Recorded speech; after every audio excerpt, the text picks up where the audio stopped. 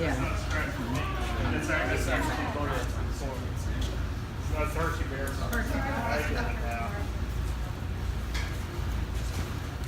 Are all the horses themed? They all have a little bit of different theme, yeah. Nice.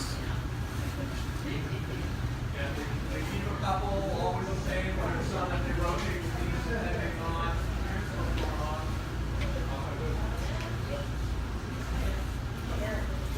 Yeah, that's pretty neat, man. What? Those big winners? Yeah.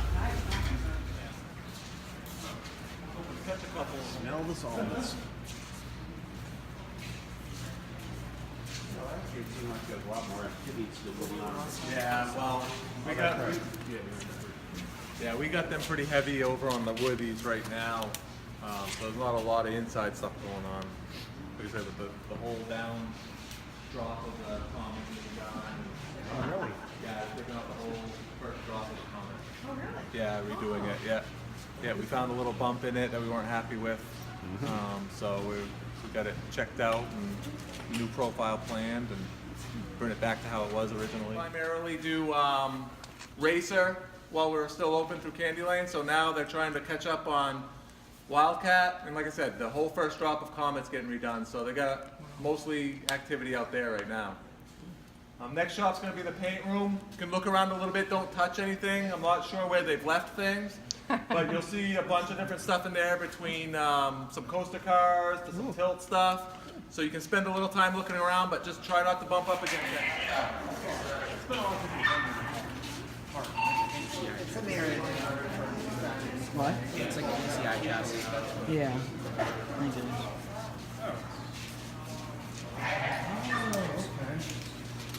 Do you know which one these are from? This one is going to be Racer. Yeah, we're doing Racer right now. Because Wildcat was on so long. Very nice. Yes, very nice.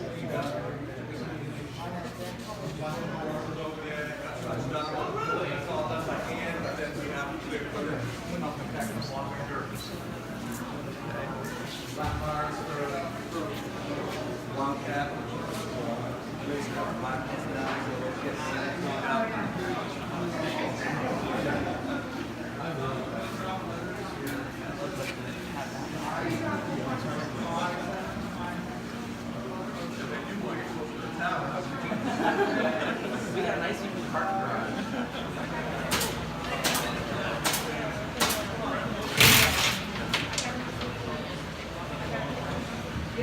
Fiberglass area, they do light painting as well as over on that side. You'll see where we're doing the fiberglass on one of the Looper vehicles this year. So that's all getting cleaned up.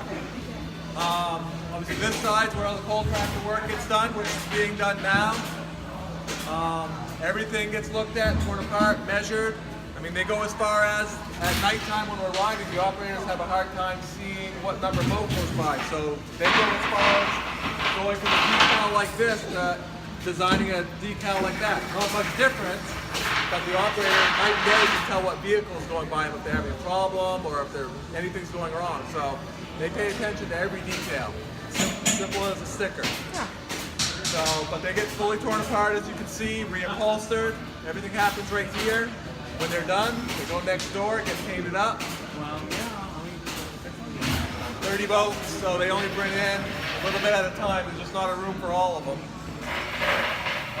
All the vehicles you're going to see through here, everything gets torn apart every year. NDT, there's very strict guidelines on what has to be checked yearly. We usually go above those guidelines and check more than what the manufacturer asks us to do. I mean, we got Bruce and Rich over here. They tear these cars fully apart. Everything gets NDT'd.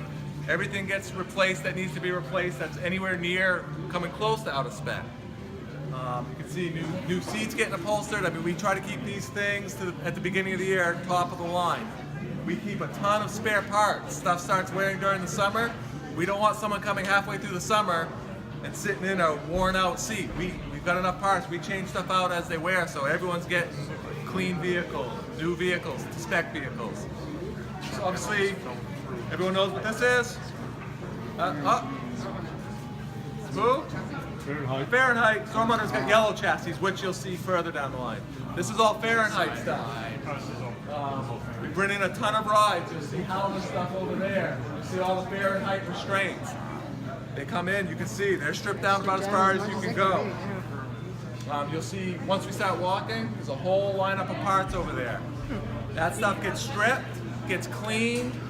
We're going to have an NDT station, which is a particle inspection for all these welds, all these parts. All this stuff gets cleaned, brought down to them. They check every part out for any abnormalities. Anything that's not right gets replaced, fixed, rebuilt, whatever it needs. Then they get cleaned again. Then they start putting them back together. So, I mean, you can tell it looks nowhere like when you sit on it on the ride, but there's a lot of parts to these, which you'll see over there. So it takes a long time to get these things rebuilt, ready, top notch for the summer. But that's why we got a lot of mechanics, a lot of good mechanics, a lot of good training. A lot goes into getting these safe for you guys every summer. We'll walk slowly down here. We'll like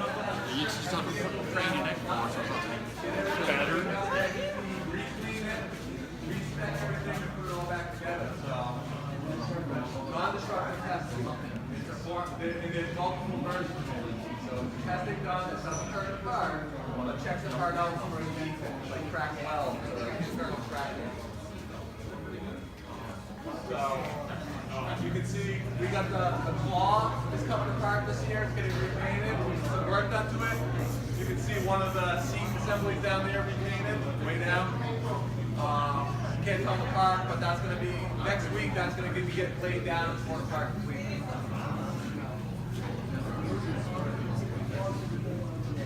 That's getting full paint. A lot of stuff in the upper end, fully checked out while it's on the ground. Yep.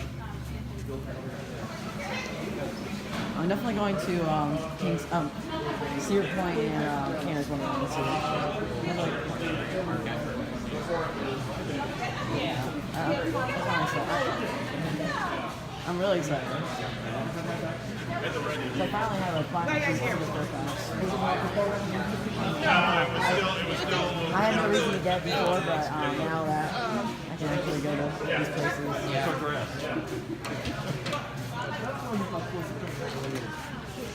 I never even had a Six Flags pass until like last year. Yeah. But, really?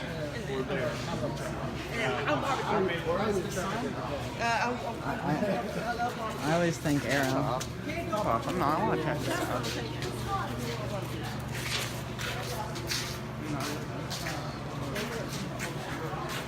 I love this loud mouse. This sound is crazy. Yeah. It's a lot better than Dorney's. Yeah. Dorney's stinks.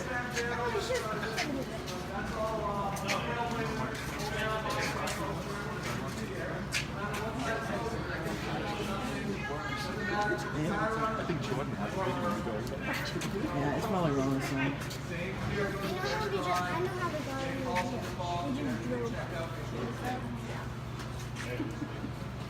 know how to lightning races over there.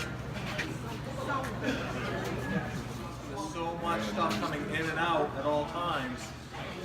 Because right now this is all whip stuff here. Another week it might be mini train stuff. You know, you just never know. You gotta be organized, but it's gotta be ready to go. They do a good job. Yeah. I mean, if you're not organized, you're gonna lose track of April really quick. Lose track of your parts. I mean, Yeah. you're right. Yeah. It's probably. So we went by some old Reverchon bumper cars, out of production, but there's companies that take advantage of when a company goes out of production and starts buying the rights for those parts, and you get parts from them. Usually longer lead times, more expensive, but when a company goes out of business like Revachon did for the bumper cars, you do what you have to do.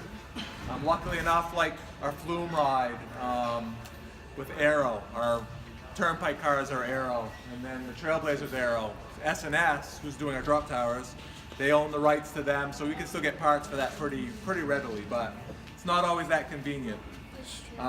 These parts right here are for the whip.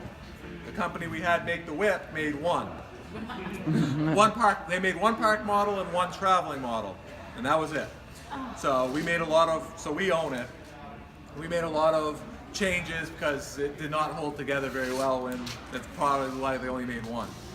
So sometimes we got to take liability ourselves, but we got an engineering department, so it's not like we're just saying, hey, let's try this. So there's a process with engineering if we try to make any changes that we have to do on our own. Yeah, you can see a lot of mouse parts back here. Let's see what else. Some new diamond plate, just a tiny piece there, but mini scrambler, that's getting totally rebuilt. And I know that's not a big wow factor, but for the little ones, that staying up to snuff is just as important to us as keeping Skyrush up to snuff. So even the little things to us mean a lot. And I think hopefully looking at the shops, you'll notice that. Behind you, you'll see those boxes of lap bars. Those are for Racer. That's how we know the difference between Racer and Wildcat right now. Those are the new style, where Wildcat's still the old style. When we get over here towards Racer, there's some padding in the back corner. We're upgrading that to the new foam padding from Albert's that they offer.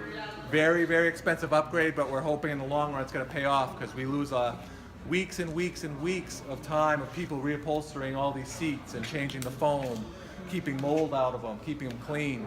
We still have to do that for now for Wildcat. If we have good luck with Racer, hopefully in the next few years we'll change over Wildcat as well. So you see Racer frames look a lot better. Tires are on that side of the wall, but all the Wildcat stuff's over there, the Racer stuff's over here. They don't get to intermingle. Yeah, everything stays apart, those two rides. There are some subtle differences, but you'll see Racer had a head start. We got to close after Creatures versus staying open like Wildcat did this year with both trains. So these are, most of these are Oh, it's true. Yeah, they're all funny. And the way he builds it, you can set them in terms of two guys.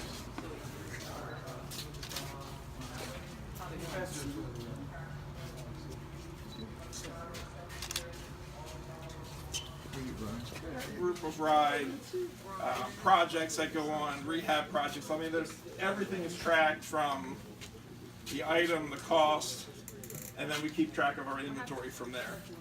And there's two full-timers that work in here. They handle most of the ordering and keeping up on the supplies year-round. And then I'm in here about 8 months out of the year part-time.